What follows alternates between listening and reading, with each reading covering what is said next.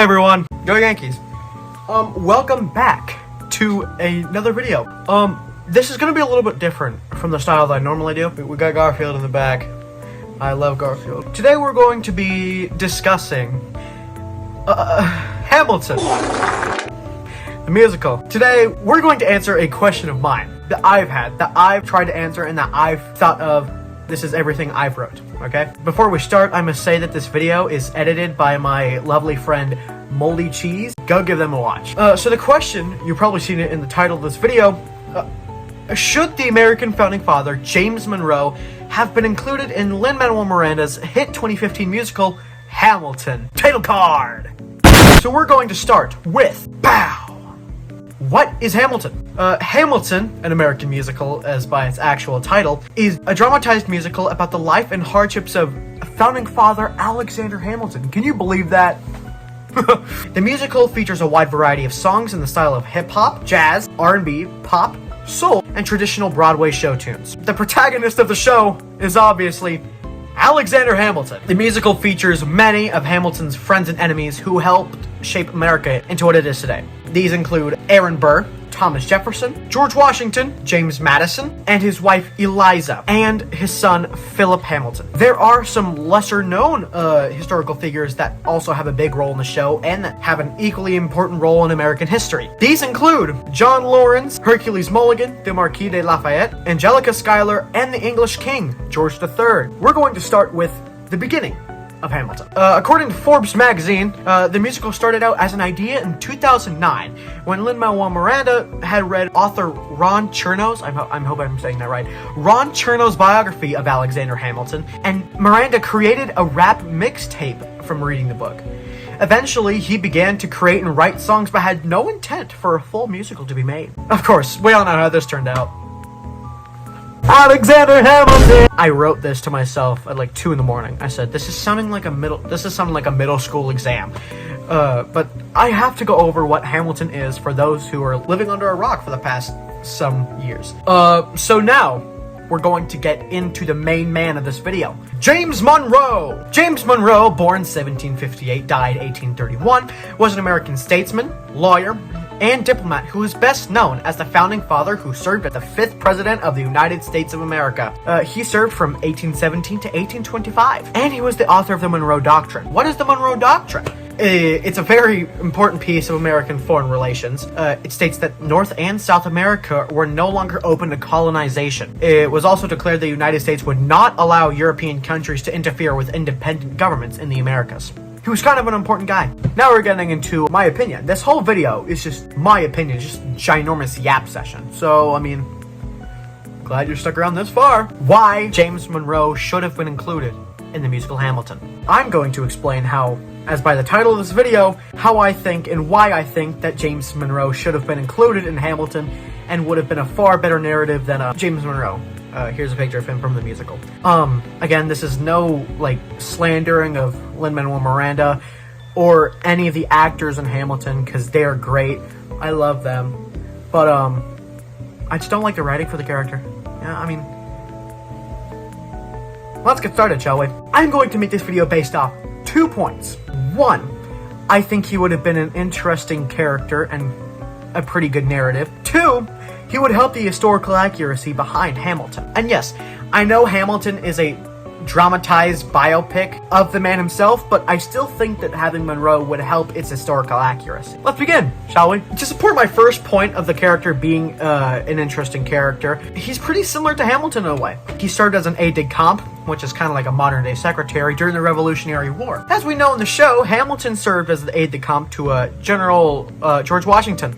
I'm pretty sure you guys know him, right? Whereas Hamilton served as an aide-de-camp to Mr. Washington, James Monroe served as the aide-de-camp to General William Alexander Sterling during the Revolutionary War. He was also a close friend to Marquis de Lafayette, similar to Hamilton. In fact, I believe, and this isn't confirmed, but I think I read somewhere that Monroe was a pretty close friend of Lafayette even before Lafayette and Hamilton met. If someone out there could confirm this, that would be great. Thank you. It was Mr. Monroe who invited the Marquis de Lafayette to tour the nation in 1825 for the last time. Now, on to my second reasoning of how it would have helped historical inaccuracies of it. We're going to the number non-stop. where in this number, Aaron Burr tells us that a series of essays defending the U.S. Constitution were published. They were written by John Jay, James Madison, and Alexander Hamilton, who famously wrote the other 51. In the number, we hear how, they wrote the papers, and I think it would have been a fun little thing here to include James Monroe as a representative of the people who did not defend the Constitution, or the anti-federalists. To prove my second point, we're going to the number non-stop. In the song, Aaron Burr, the main antagonist of the show, says that a series of essays defending the new U.S. Constitution were published. These essays were called the Federalist Papers, which were written by John Jay, James Madison, and Alexander Hamilton, and how famously Hamilton wrote the other 51. We hear in this number how those three wrote the Federalist Papers on how they defended the new U.S. Constitution. But I think it would have been fun to have Monroe as representative of the people who opposed the new Constitution, i.e. the anti-federalists, who Monroe was an advocate for. He did the opposite of what Hamilton did, and I think that would have been a fun little, I wouldn't say gag, but I think it would be a fun little plot line. Not really like a little plot line, but a little plot detail of their relationship, because Monroe and Hamilton did not have a good relationship, especially after the Reynolds Affair. Which goes to our next segment of the video, James Monroe and the Reynolds Affair. In the second act of the show, our main focus and huge problem for our boy Hamilton is the Reynolds Affair and the Reynolds pamphlet. The main focus is of Hamilton, who had an affair on his wife. In the second act of the show, the main problem for our boy Alexander Hamilton is the Reynolds Affair and the Reynolds pamphlet. What is the Reynolds Affair? In the, I want to say mid 1800s? I'm not entirely sure, but and Thomas Jefferson decide to confront Hamilton about the Reynolds Affair and says, "We have proof on where you think you're spending government money," and pulls out different check stubs from separate accounts, almost $1,000 in different amounts, to a Mr. James Reynolds way back in 1781. Correct me if I'm wrong. I just put that clip of the song right here or something. Burr, Jefferson, and Madison leaked the story to the press, and this leads Hamilton to write and release the Reynolds pamphlet, in which he wrote that the entire affair was staged by James and Maria Reynolds, and for money. Instead, what really happened was, unfortunately, Hamilton did cheat on his wife with Maria Reynolds, and James Reynolds did extort him for over $1,300. Instead of Burr, Jefferson, and Madison confronting him, James Monroe, Abraham Venable, and Frederick Muhlenberg, I really hope I said that right, were the ones to confront Hamilton with the information and the different check stuff from separate accounts. Well, the Reynolds Affair is the huge issue in Act 2, and I think it would be better to include someone who had a huge part of the Reynolds Affair, and they just kind of give Mr. Monroe's role to Madison in this song, and in this, whole situation. Which, I mean, it's fair, you're giving the guy some stage time, but honestly, I think it would have been great to just include James Monroe instead of Madison. Because he just kind of sitting there, as Hamilton says, useless as two shits. Censor that. And in fact, Monroe had such a big influence in the Reynolds Affair that during a meeting with Hamilton to discuss it, Hamilton lunged at James Monroe. Monroe almost wanted him to duel Mr. Monroe. Had the two duel. Fortunately, this never happened, because they were intervened by none other than Aaron Burr, the same guy to duel Hamilton later on and kill him at the Burr-Hamilton duel site in Weehawken, New Jersey. According to this website, I see it's a quote from Mr. Monroe and Hamilton.